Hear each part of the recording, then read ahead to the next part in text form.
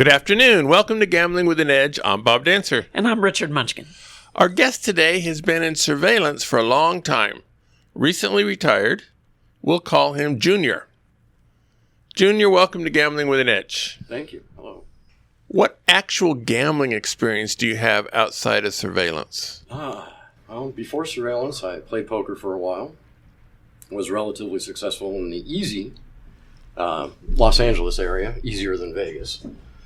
Left that, accidentally fell into surveillance. I did a small amount of card counting, the basic hide your spread by winning progression trick, but that was fairly easy to recognize. Moved on to hole carding, pretty much hit every carnival game. And finally, although I have been out of practice thanks to COVID, started cutting to key cards. I like that a lot better. So how long ago did you get into surveillance and how did that happen? Quite by accident. 15 years ago, my wife wanted snow and hotels. So we moved to Tahoe. And I figured, heck, they got casinos. I was playing poker full-time at the time. And we moved up there, got our place, got everything settled, signed the lease, walked into the poker room and went, oh boy, I can't make a living off the poker tables in Tahoe. So I needed a job. And because there are only grinders there and you're just trading the same money back. Yeah, I estimated maybe out the gate I could make $18 an hour off the 6-12 game. But because it was going to be the same people day in and day out, that would be ground down to maybe $3. It would have been ridiculous. So walked into the biggest employer and said I need a job, which happened to be Harris.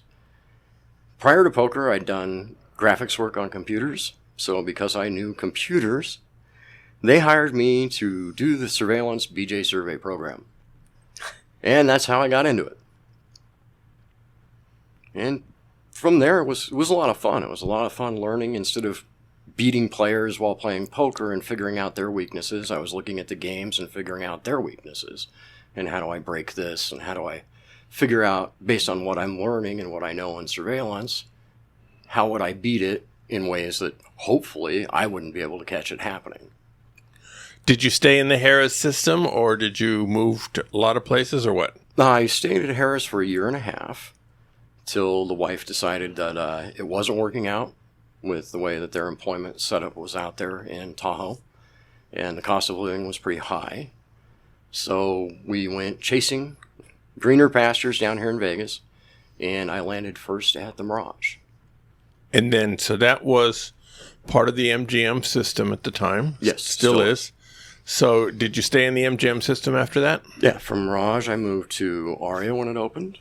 That was a fun experience. From Aria, I moved to Monte Carlo before it became Park.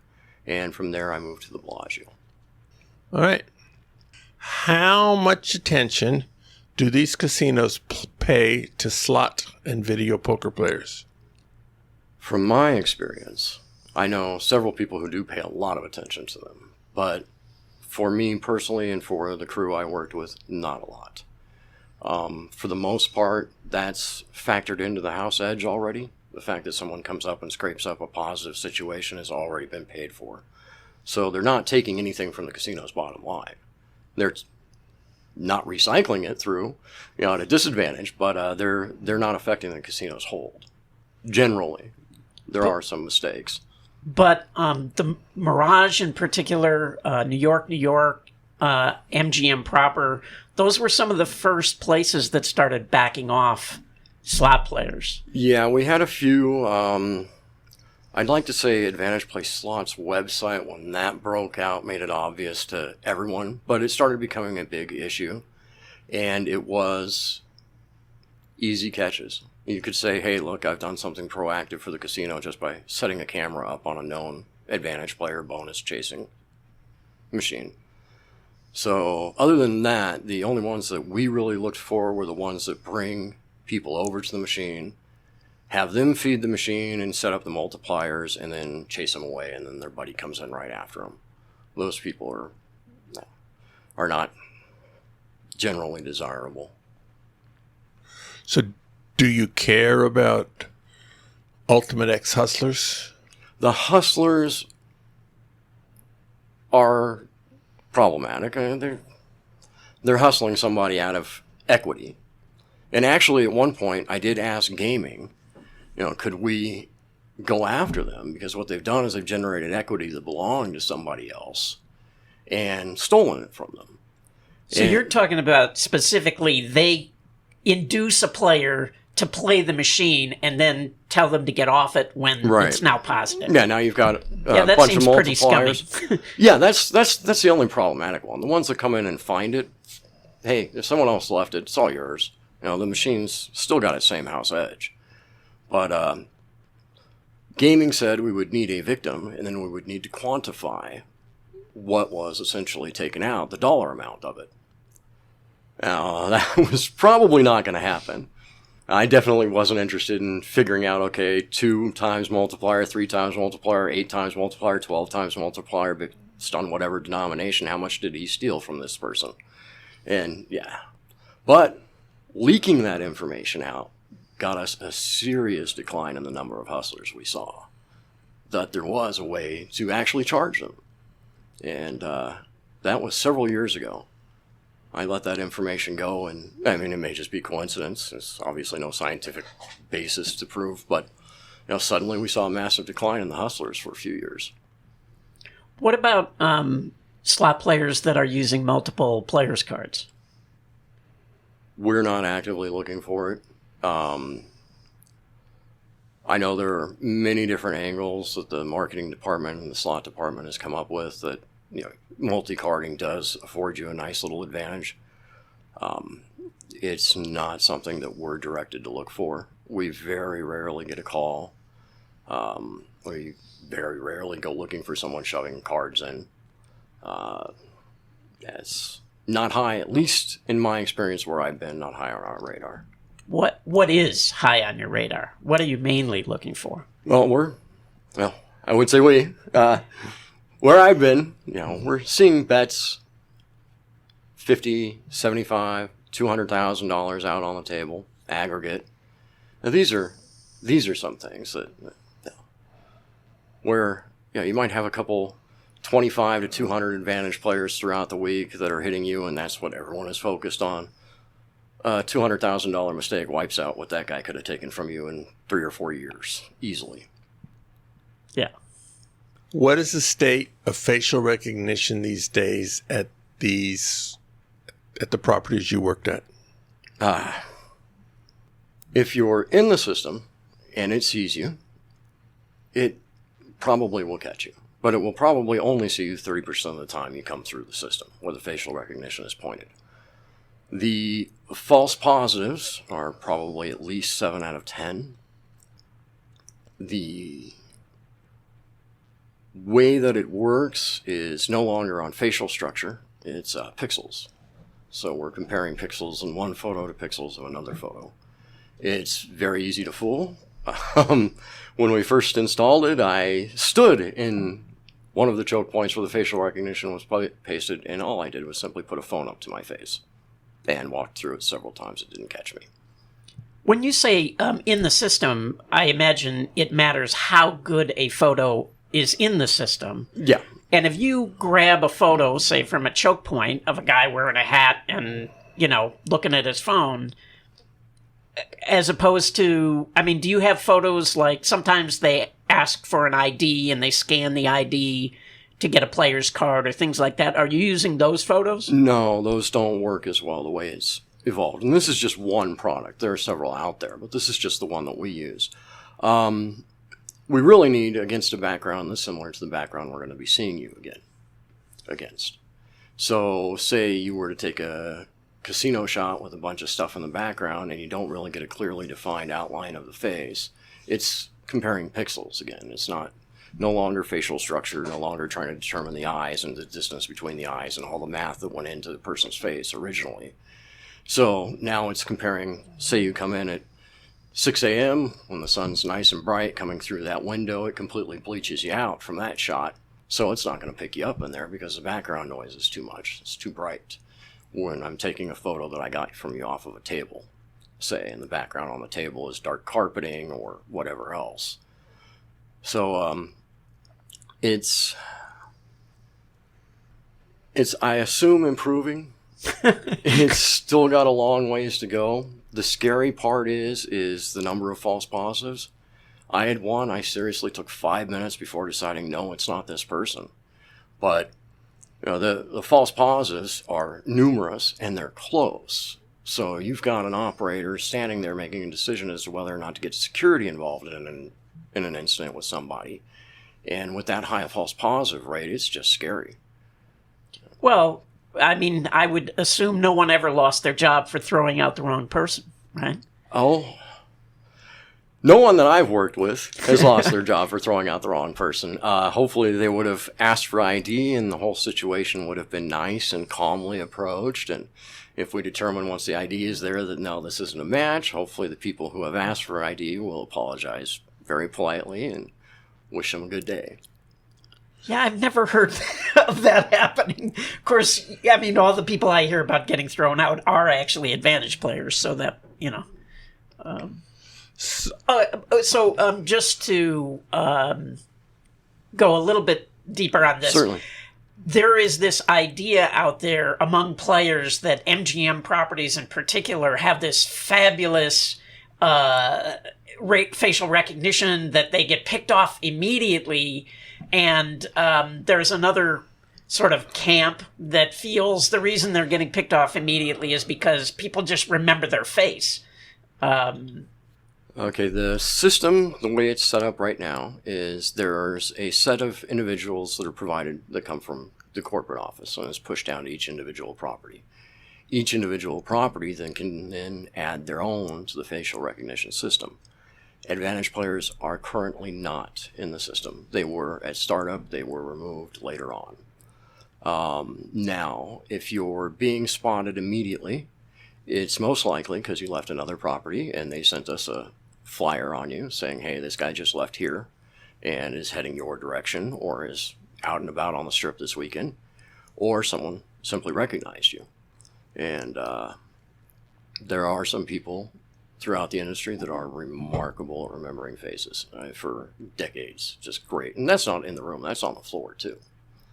So there are some skilled people. More than likely it's not the recognition software that picked you off, but an operator or a floor supervisor or possibly a dealer.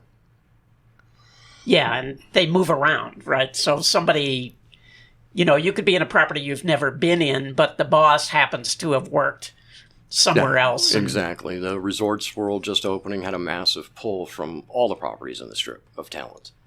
And of course, all of that talent moved over. And non-strip. Yeah, believe it.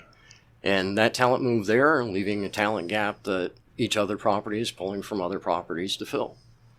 So people move around a lot, especially when an opening comes up. And probably, especially at this time, people are paying a premium for employees that are, talented. So there'll probably be a lot more movement over the next several months.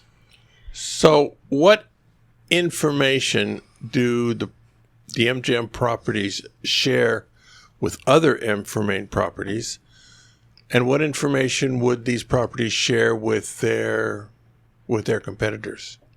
Very seldom does something go, at least from my level, to a competitor.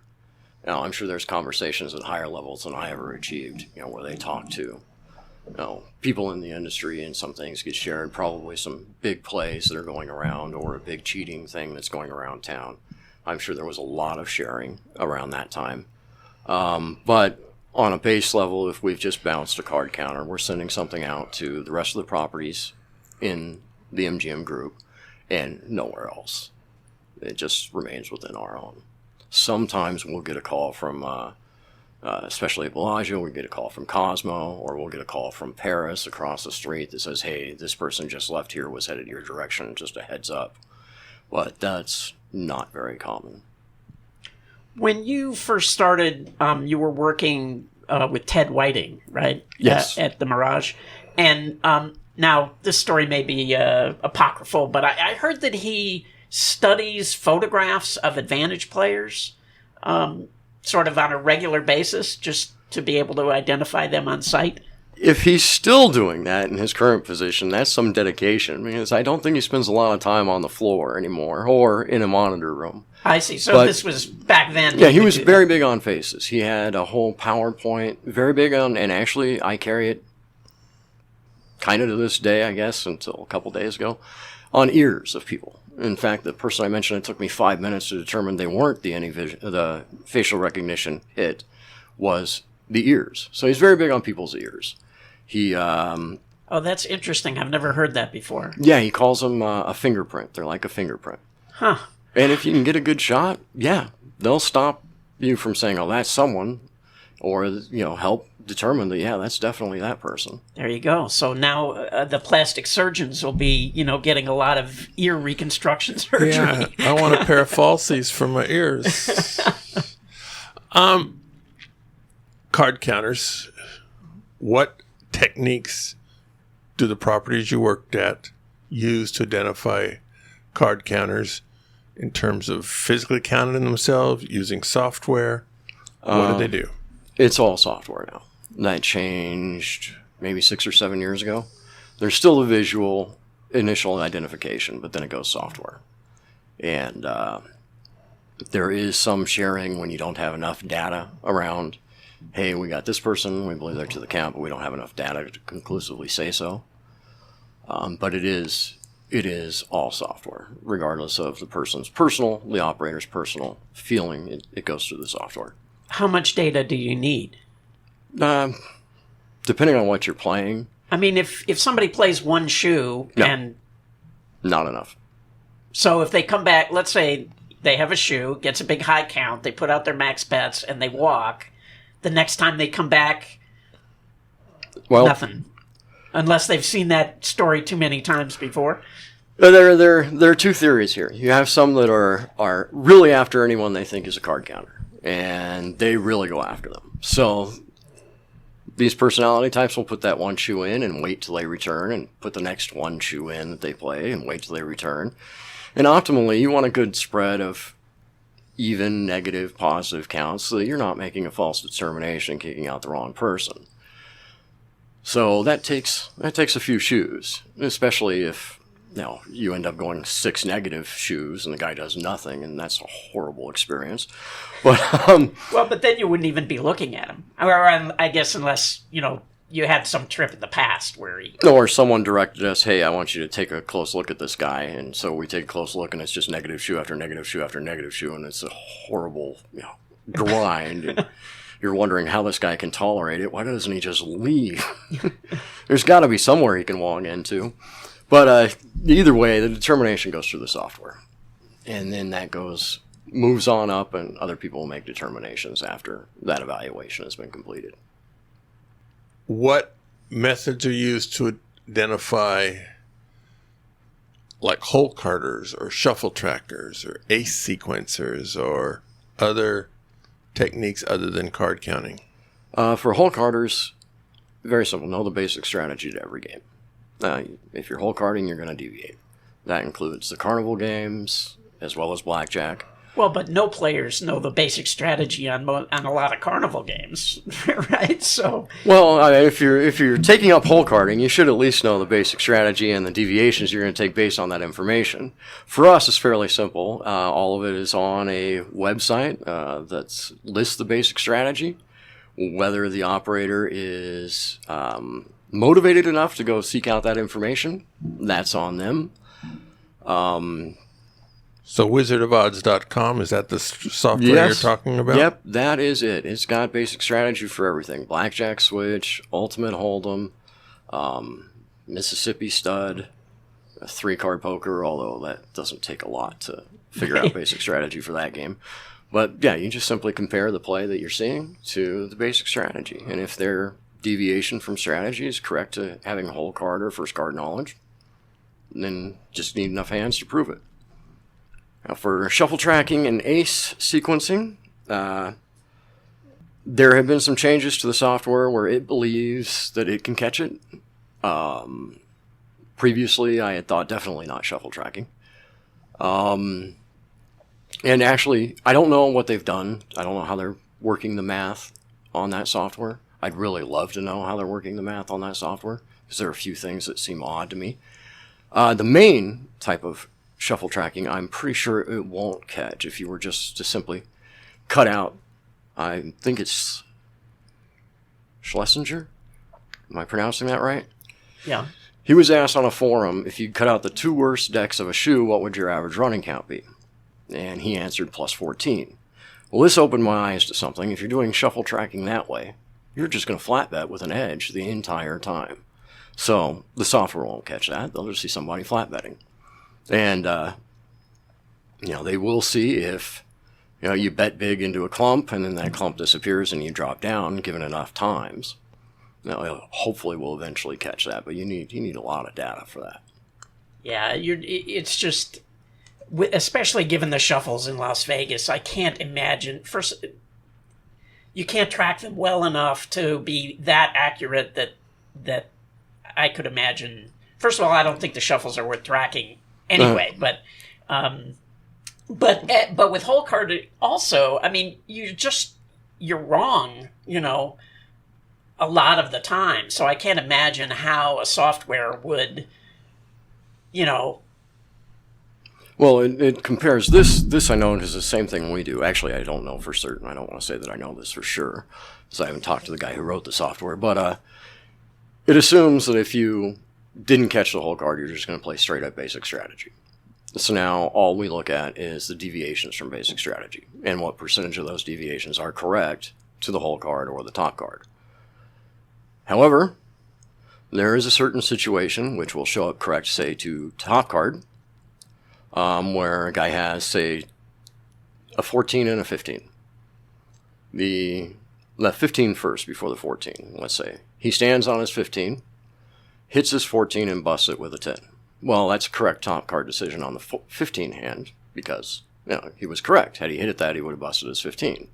But it doesn't take into account, okay, if I knew the top card, why am I going to willingly bust out my 14 right afterward? You have to filter that out when you're looking at it. So there are little instances like that. But essentially what it does is it says, any deviation from basic strategy, could that have correlated to top or first card or hole card? Right, but, sometimes with a hole card, you have partial information. So, the card could be a 4, or it could be a 7, or it could be an 8, or, you know what I mean? So, you stand with 15 against a 10, and the dealer has 18, so you look like an idiot. You know what I mean? So that's why I just can't see the software. It'll probably flummox it. We look for a certain percentage, or they look for a certain percentage of times that they're correct. If you're approaching, say, 60%, we're going to start digging deeper, and then we're going to do a manual analysis, hand by hand, of it after that. So it'll probably throw it off, but I think you're still going to end up with the 60% threshold, at least in blackjack. We don't have any software for any other game. Yeah, so my impression is that there are very, very few people in surveillance rooms like you.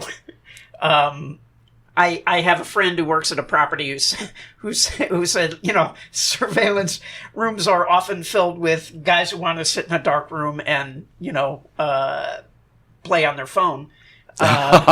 So what is your experience having worked in it for so long? I'll start out. Ted's rooms, back to Ted Whiting, were very, very proactive. He had a lot of skilled staff.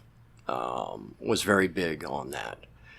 Through the years, they've either been promoted, moved on to other places. That staff has the quality, is not the quality, the knowledge, let's say. There's quality people. They just don't have the knowledge. That knowledge is extremely dissipated. And then especially in this, for looking into, that's all on the person. They have to do the digging themselves. They have to read the books. They have to go online, read the websites. They have to do the search. They have to do the mental gymnastics of going, okay, I've heard of shuffle tracking. What would it look like if someone were tracking the shuffle? What would I see? How would I detect that? I've heard of wheel bias. What would a wheel bias look like if I was seeing it in action? I've heard of hole carding Ultimate Hold'em. What am I going to see if someone's catching the hole card on Ultimate Hold'em? All of this is on each individual operator to actually do that themselves, or supervisor or director or anyone within the organization. There's not a comprehensive training program that each one of them go through. So you're really just up to the motivation of the person who's standing behind the monitor. And while the places I worked, you weren't allowed to have your cell phones in the room, I've heard of many others that, yeah, that is exactly what's happening. It's a very secluded job. You don't have a lot of oversight except for what the department puts on itself. You have not too many demands. It's a comfy, decent paying job that, people look to retire into at times. I don't want to be on my feet on the floor anymore. I've got some table games knowledge. I'm willing to take the pay cut. I'll sit in the room for 8 hours a day and keep my medical benefits. It's not the threat it once was. How much of your time is spent watching casino employees to see they're doing their job honestly? It differs depending on where you're working. We had mandatory audits where I broke in, where you had to audit the employees in different departments. At times, we've had that thrown in, do an audit on the cage. Each person did one once a week on an area that we didn't normally pay attention to.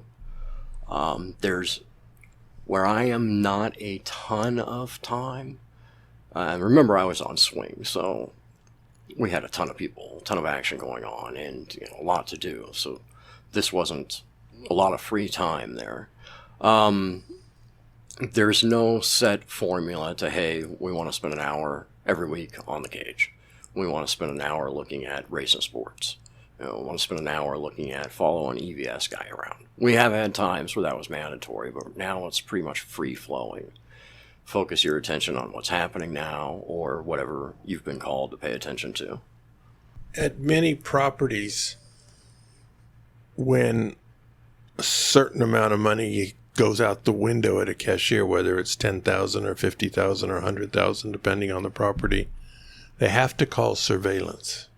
So what's going on there? Well, we could be for IRS purposes, be giving a phone call. There'll be, the suspicious activity reporting. If they've determined that whatever about the transaction appeared suspicious, they'll give us a call. Not a lot of the calls are actually to surveillance. They're going to verify play through a PID, especially with larger cash outs. And they may think that they're calling us, but they're not. They're calling to verify play. We could be having that.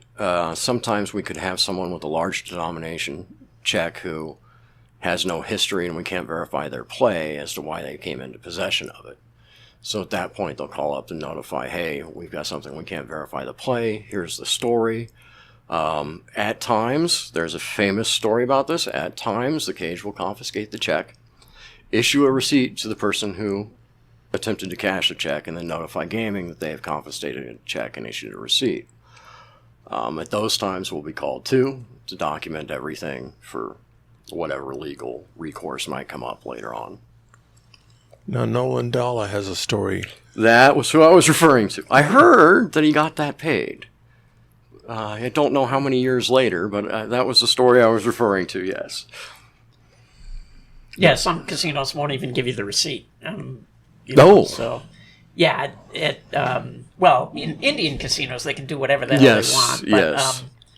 But, there have been instances where they wouldn't even give the receipt, and gaming had to be called, and, So what about cheating? And I'm sure over the years you must have caught some cheating going on, and what percentage was actually theft by employees versus actual cheaters? Okay, we're going to throw out the dumb person who did a bet cap or a bet pinch. Some drunk guy who sticks an extra... Yeah. We're going to throw those out, and actually they become pretty close. The real cheats and the real theft from either a table games dealer or a poker dealer or a cage cashier, they're not very, very common. The sad thing is it's probably going on more than what we're catching, or what they're catching, sorry. Old habits die hard. But The cheating incidents and the theft incidents that I personally caught are about even. Several poker dealers actually caught, several poker dealers the player has caught and brought it to our attention through poker management, and we've gone on to go ahead and prove that. Now, what kind of, I mean, how were they stealing? No, just simply palming a check from the pot. Oh. And, that's generally it. The moves were kind of obvious. Push the pot with one hand, and then suddenly that hand that palmed the check is immobile for like 15 minutes until he gets the opportunity to bring it to his pocket. The cheating incidences...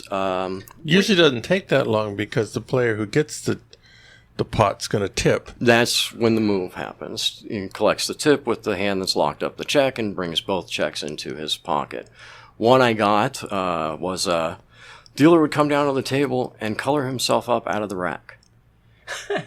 And it was so unusual. You don't color yourself up out of the rack. His tokes out of his pocket. You color up his tokes out of the rack first thing. So he'd slam down maybe 15 blue and pinch off 25 in red. And do the color up real quick. Now, I know it's only a little bit, but if you're pinching out 10 out of the rack every 30 minutes as you change tables, you're making a decent amount of money for a day. Were you at the Bellagio when that whole cheating dice crew that was playing the call bets? No, that was before my time there. I also missed the infamous motorcycle bandit. Oh, yeah. At Bellagio, we had a gentleman who was bending aces on Ultimate Hold'em. Oh. And that night came in, just kind of flippant, hey, this guy's bending aces on Ultimate Hold'em. MGM, sent out something about him bending aces on Ultimate Hold'em a little while ago. So, okay, has anybody called anybody? You called the director, let them know this is going on? No. Call down to the pit, they're about to take the cards out of circulation and put them in storage. I said, no, don't do anything with those cards, bring them up here. So I thought I knew what was going on. I instructed one of my operators, I said, pull up, at the time it was AP Heat, get me first card edge on Ultimate Hold'em. It's something like 86% of your first card is going to be an ace. So we contacted gaming and we were starting to do the math of how many times he received an ace as his first card and how astronomical that would be. And it turned out to be like 10 Earths to 1. It was, at 40 billion or whatever to 1. It was horrid. How unlikely it was to be just dumb luck. And gaming responded, and they didn't quite understand, so I had to have them cut the deck several times. I said, just run your hand across the deck and cut it. The joke was the bend in the ace caused you to cut directly above the ace, and therefore the first card that was delivered to the player was the ace. However, this guy ended up a lifetime loser. He didn't pound it.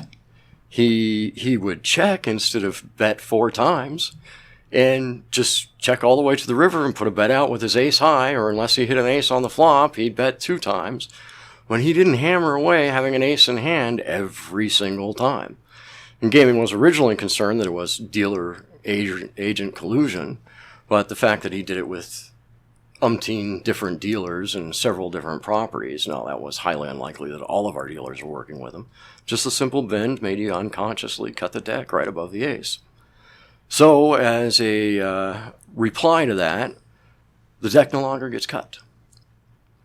So, it's not offered to the players for cut on the way MGM deals. It just seems bizarre. I mean, first of all, even if gaming busted the guy, I don't see how they could possibly convict him if he didn't raise his bet with the ace and he was a lifetime loser.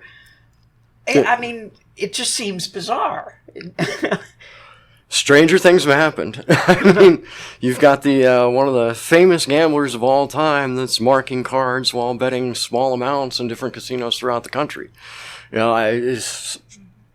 Weird stuff gets in people's heads. I don't know what to say. Since Junior doesn't know what to say, we're going to have a break for commercials. At the South Point, they have more than 10,000 games, returning more than 99%. This is more than anyone else has. Beginning Monday, July 5th, the free play with the kicker promotion will be in effect. For people who already get mailers, you pick up your normal free play Monday, Tuesday, or Wednesday, and if you do, you'll receive the same amount of free play Friday or Saturday of the same week. Pick up all 8 free plays and you'll receive a double amount of free play on Monday, August the 2nd. Hey guys, this is Colin from blackjackapprenticeship.com, and if you're serious about card counting, I'd encourage you to check out the Blackjack Apprenticeship membership. It has the training tools you'll need to beat the game, like our comprehensive video course and our training suite, so you can learn each skill and virtually test yourself before ever stepping foot in a casino. It also includes the tools you'll need to succeed, like our pro betting software, casino database, results tracking software, and access to a community of like-minded Advantage players to network with in our members forum and chat room software. You can find out more at blackjackapprenticeship.com. Videopoker.com is the best place to play lots of games. If you sign up for the Gold membership, $8.95 a month or $79.95 a year, this allows you to get correction on most of the games. The game of the week is Magic Deal Poker. This is a 10 coins per line game where periodically, prior to the deal, you receive 1, 2, or 3 Magic Deal cards. These are like wild cards, except they're determined after all the other cards are dealt, and they must take the value of a real card, which means you cannot have 5 of a kind in a game like Double Double Bonus. The frequency of the Magic Deal cards depends on the game. On games where 2 pair receives even money, you get relatively few Magic Deal cards. On games where 2 pair pays double money, essentially jacks or better or bonus poker, you get significantly more Magic Deal cards. All right, we're back talking to Junior. How often do you get false positives, meaning incorrectly determine that a cheater is not cheating, or vice versa, incorrectly kick out someone who's doing nothing against house policy? I want to say none that I can recall. I'm sure there has to be. And I've known several people, again, on the aggressive against advantage players front, that have mentioned that if I just took those 2 shoes out of the survey, he would have come back positive. Really? If he's counting, he's counting. If he's not counting, let him play. I'm really on the side of it's a last resort thing. Definitely with cheating, if you're going to call gaming and have someone taken back to holding, you want to be absolutely certain on that call. Recently we had a theft from another player, and before any action was taken, we had several sets of eyes confirm, yes, this is theft. Thankfully it was obvious. He palmed a check off another player while he's handing them back to him. We let the table games department know, hey, this has occurred. We let security know to get people into place. And then we let gaming know, hey, this has occurred. And while we were on the phone with gaming, the guy got up and attempted to cash out his ill-gotten gains and was stopped there, but not yet detained. You detain someone and you're wrong. That's a lawsuit. You just don't want to do it. Have false positives occurred for advantage play, say card counting? Probably. Especially if you're playing unrated, you've got no history with the casino, and the person who's going to make the decision is having a bad day.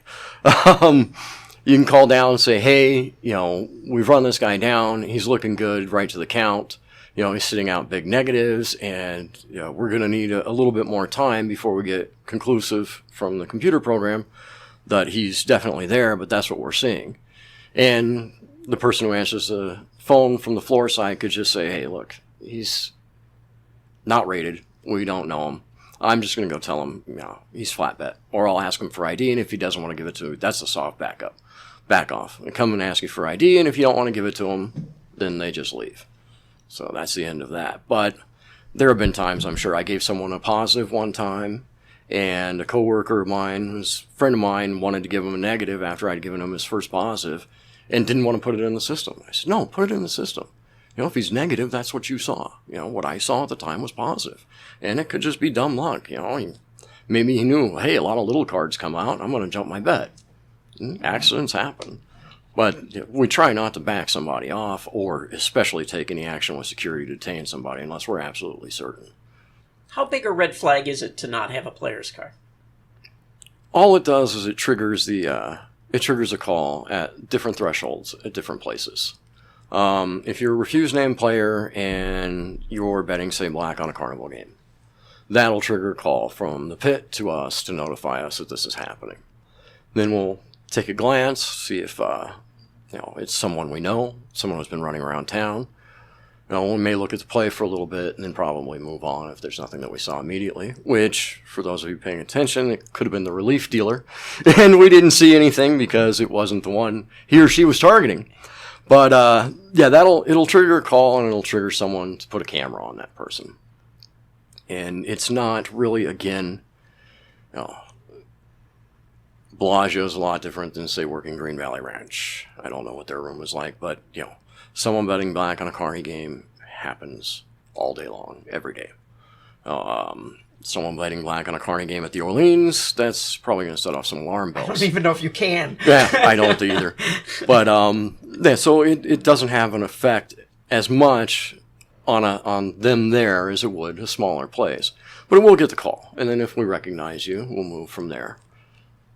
If it's suspected, then we'll evaluate play and see if it matches up to whatever was suspected and take it from that point forward. What about hats? Is that a red flag at all? Not unless it says, what was the guy wearing? World Championship of Blackjack? Is that what it was? One guy was actually wearing that. No, it may be to some people. So many people wear hats. Now, if you're pulling it down over your face and wearing sunglasses and squashed down at the table, just the ridiculousness of it all will probably draw a little bit more attention. But there are a lot of hats running around. It's not a major tip-off. Players slouching, presumably to get hole cards. Do you watch for that? Well, it's an easy tell. If you're looking. Yeah, if you are scanning around the pit, seeing if anyone's playing for a hole card. The procedures that MGM employs, while not impossible, it's pretty difficult to get hole card information. There are ways. There's the draw and spread of the hand that can give it out. There is, seeing a lot more of this lately, the pushing tokes way up so that there's not enough room for the dealer to deal. But the slouch, you're going to look because, come on. I would hope someone who's really good at it isn't slouching down at the table. I once caught a hole card where I would have killed myself had I done the slouch. Instead, I was able to take 2 steps back from the table and get the hole card just fine. So, unfortunately, I am a smoker. I had to chain smoke for quite a while. And made it look like I was the politest smoker at the table because I didn't want anyone else to get the smoke. But no, I couldn't catch it unless I took the 2 steps back or slouched. And I'm not going to do that. But yeah, that's a major ridiculous tell. It's definitely get you some review. There was a very famous case with Phil Ivey, and her English name was Kelly's son. Yes. In both London and Atlantic City. However, it's been said Vegas. It happened in Vegas, Yes. quite a few places. Were you ever at places where they edge sorted? I came back on my Monday to the 2 days that they had done it. Now, I don't know if that had anything to do with what my days off were. I doubt it, but, my ego, whatever.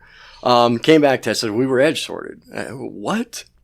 And the horrible thing about it is they were using a cigarette pack, I'm remembering this, or a lighter, to show how the dealer was supposed to turn these cards so that they would remain sorted in the correct way. That doesn't happen every day. And it's the middle of the week, and they're doing this to completely sort 2 decks. And they 2 decks. 2 shoes. 2 shoes, yeah. I'm sorry, 2 decks. Two full shoes, and then come up with some ridiculous concessions out of marketing and table games to keep those sorted decks, shoes in play. And it was so odd. There's no chance someone didn't say, what the heck? I'm sure someone said, what the heck, no matter where it was happening, under whoever's nose, what's going on? Still, even I think in that instance, the dealer mentioned something about it to someone else. All game protection procedures just went right out the window. I'm sure in every place that this happened.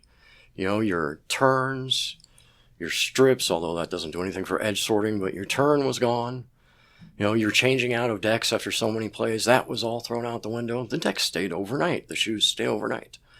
But yeah, they hit plenty of places I heard around town. And, you know, it probably won't be forgotten for a while now because they hit them pretty good. But it was an old trick that someone brought back to life to amazingly effective use. And they'd forgotten about it. They didn't know why. Why do we have the turn? You know, why do we put the turn in there? That's wasted time. We could cut out half a second on our shuffle if we get rid of the turn. That's another however much in equity or value or edge from the player that we're missing out on because of that stupid turn. So after that happened, Bill Zender wrote an article about it, but didn't name any people, any casinos. It was all kind of vague. And I remember reading the article and said, there is no casino in the world that would fall for this. Like, he's come up with some, like, theoretical idea that could never happen in real life. And then, you know, come to find out they got it on all over the world, basically. Yeah, they've everywhere. And I wouldn't doubt that they're still able to get it on, just probably in a more subtle method and with some lesser connected casinos. Not Phil Ivey, though. I mean, he's world known. One would think, yes. But, you know, there are several famous authors that still have careers. You can find places that don't know who you are. So speaking of famous players, yes, who were sort of the FBI's 10 most wanted or 5 most wanted? Who was on the, or did they even care? Did they even? No, there was. I did have. Am I name dropping? I did happen to see Grosjean. He was hole carding a single deck 6-5 game. Caught it right at the end. Looked at my buddy, said, "Who does this look like?" And then, "Why is he only betting nickels?" And then we started to review the play. Oh, okay. The nickels aren't what's important. It's the guy betting 2 hands of 300 over here that's important. But it wasn't like high priority. We got alerts that they were out and about, and then what they ended up doing is just coming up with ways to better protect the games. At one point, you couldn't even touch your hand in 3-card poker. They dealt everybody's hand face up, and you all made your decisions before the house hand even came out.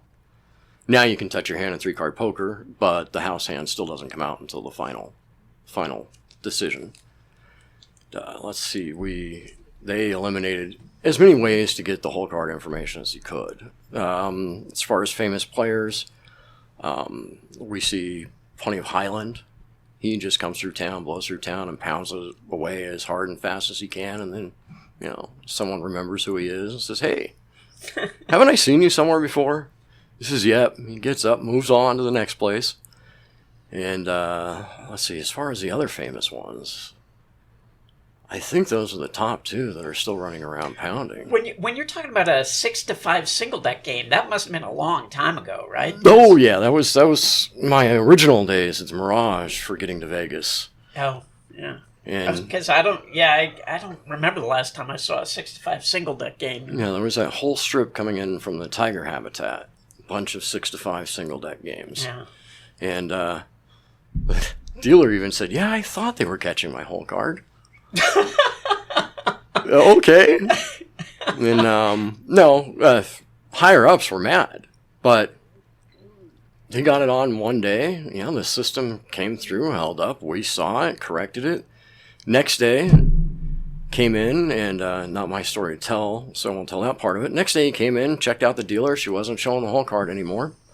So someone's maintaining camera coverage as he walks into the poker room and gives a brush-off signal that the play is off, and he goes on to leave. Nobody ID'd who he gave the brush-off signal to. So I still don't know for sure who his partner was in that play because that wasn't important, apparently, at the time. I went looking when I came in later. Oh, he backed him off, and yeah, they were upset. But heck, we had a whole card get exposed. It got played. We spotted it. We spotted it in one shift. Come on. You can't ask for more, really. That was pretty good work. Actually, this is an interesting show because we're all in the same room This means Richard is retired. In the past, Well, if there was anybody related to surveillance, Richard would always phone it in or somehow be off that week to go play the secret game somewhere. Or Junior is retired. That's, Or both. Well, Junior's retired, but he still knows everybody. And so there was a lot of, you had to trust that. Well, we actually have corresponded for quite Yes. a few years. Yeah. So, What I did was a job, and I did it as effectively as I could. I was employed for 8 hours a day, sometimes longer, to protect the casino's assets. That did not mean I had to expose them every play I knew of. If it happened and I saw it, I would let them know this is what is going on. If I knew about it but it never happened, then that's mine. I kept that to myself. Now, I used several techniques in training to open eyes to those that I trained, but I'm not getting paid, to do surveillance work anymore. So if they want to call, hey, I heard you met with, no, and not only that, but my whole integrity is on the line. I'm not saying anything to anybody. If I were, everything from that point forward would be completely moot. No one would ever give me the time of day again. And that's absolutely not worth it. Like I mentioned in the email, I could have had a password to green chip for them, but no, I turned it down. I'll figure this stuff out on my own. I asked you out for a beer a while ago. You denied it. I said, okay. Someone mentioned on a forum that your photo was available online. I didn't even bother to look for it. I didn't even ask him. If you want to see what his father looks like. Oh, well, I heard that's the picture you have at the Blackjack Hall of Fame is your father's photo. Yeah. I don't know whether you look like your father, so I can't even say that to anyone trying to peel some information from this. Did you ever know a player that you saw was generating heat and contact him somehow and say, no, you best stay out of there because... Completely unethical. Would not do. I don't even know. I've never given any inside information out that wasn't already publicly known. I mean, all of this, including what I'm saying here, well, outside of a few little examples, but they're all vague, it's pretty much publicly known. If you read, you watch what's on television, you can pretty much see what's going on in the surveillance room nowadays.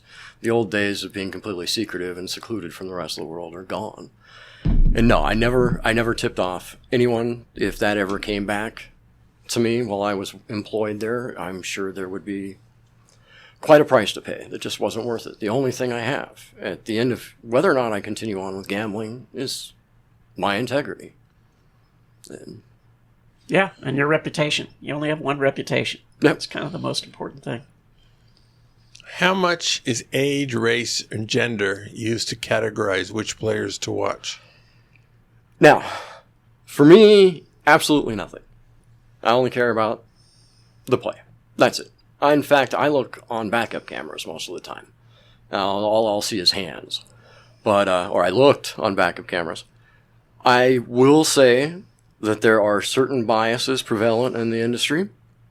I will say that there are more Caucasian males and Asian males identified as advantage players than any other nationality or gender. I don't know if that's a bias. I don't know if that's just how it turned out.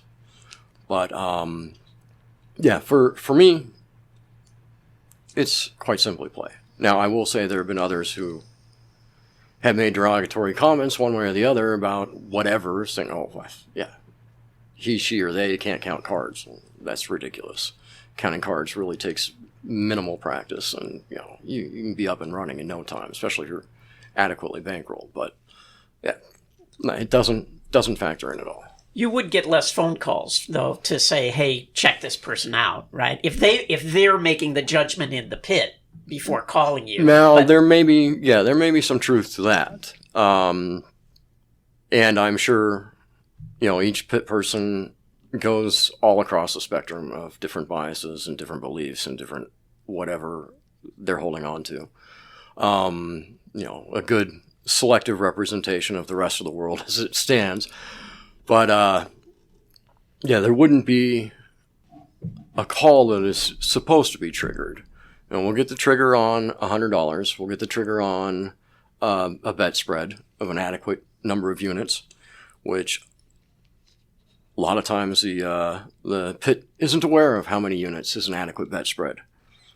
Got a call on a 6-deck shoe game, guys going 1 to 3 units. Now, the second time he made that call, I probably upset him because I said, just for your information, the absolute bare minimum, if he's card counting, is 1 to 6, generally preferred 1 to 12 or better if you can get away with it. But 1 to 3 isn't going to beat it straight up card counting. And I think I irritated that person, but I was slightly irritated myself. Well, what if a guy is just wonging in and flat betting? Well, There is no bet spread. No, there is none at all. Then we're supposed to get a call, hey, this guy's jumping in and out, which if you're wonging in effectively, you're going once or twice and then moving on, hopefully. Funny story. Pit manager flat bet a guy. 2 guys. So they asked the pit manager, is it okay if, so whenever we enter, we just have 1 bet and that's all we can bet. Pit manager said, yeah, that's correct. So we can enter at any time. Well, yes, but whenever you enter, you have to only bet that amount from that point forward. The 2 guys left laughing, and when we heard the story, we just shook our heads.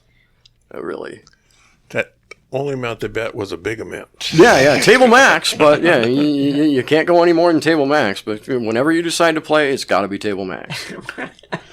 That'll teach them. Yeah. All right, Junior, we've run out of time, and we have lots more questions for you. So I'm guessing that you're going to get an email from Richard or me in the near future saying, come back and tell some more.